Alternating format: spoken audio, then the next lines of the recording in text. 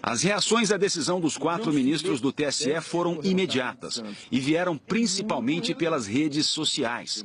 O procurador Carlos Fernando, que integra a força-tarefa da Lava Jato, disse que há vitórias que exaltam, outras que corrompem, derrotas que matam, outras que despertam. O coordenador das investigações da Lava Jato, procurador Deltan Dallagnol, afirmou que a maioria do TSE preferiu ignorar as provas de ilegalidades da chapa Dilma Temer. O que nós vemos é que, muitas vezes, infelizmente, a cúpula de poderes acaba se guiando por interesses. Nesse caso do Tribunal Superior Eleitoral, o que nós vemos é que alguns ministros decidiram fechar os olhos para as provas que estavam diante deles em relação a fraudes que foram judicializadas, ainda que de modo mais abstrato, de modo mais amplo, mais genérico, foram judicializadas e depois vieram provas consistentes, mas eles decidiram fechar os olhos para todas essas provas que vieram passando um péssimo sinal para o futuro da Justiça Eleitoral. O ex-ministro do Superior Tribunal de Justiça e do TSE, Gilson Dipp, lamentou a decisão de não punir as ilegalidades da campanha que levou Dilma Rousseff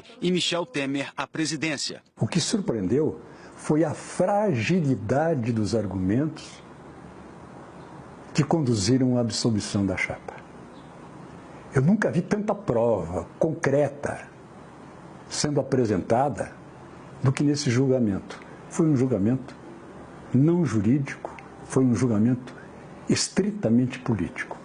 Claro que no eleitoral sempre tem a conjugação do jurídico com o político, mas dessa vez um tribunal de juízes deixou absolutamente de lado tudo que dizia respeito à legislação, às provas ou ao aspecto jurídico para julgar tão somente, e vejam os argumentos, tão somente pelo aspecto político.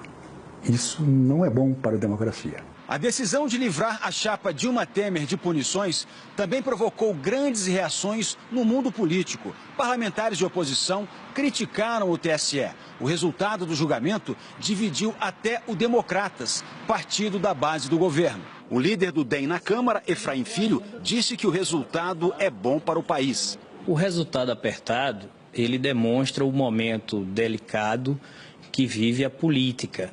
A sociedade cobra transparência, respostas rápidas e soluções reais para a crise. O TSE, ele foi responsável pela agenda da justiça, que era investigar e julgar. A nós cabe respeitar o resultado, mas querendo que cada investigação vá até o fim. É isso que fortalece as instituições e a democracia.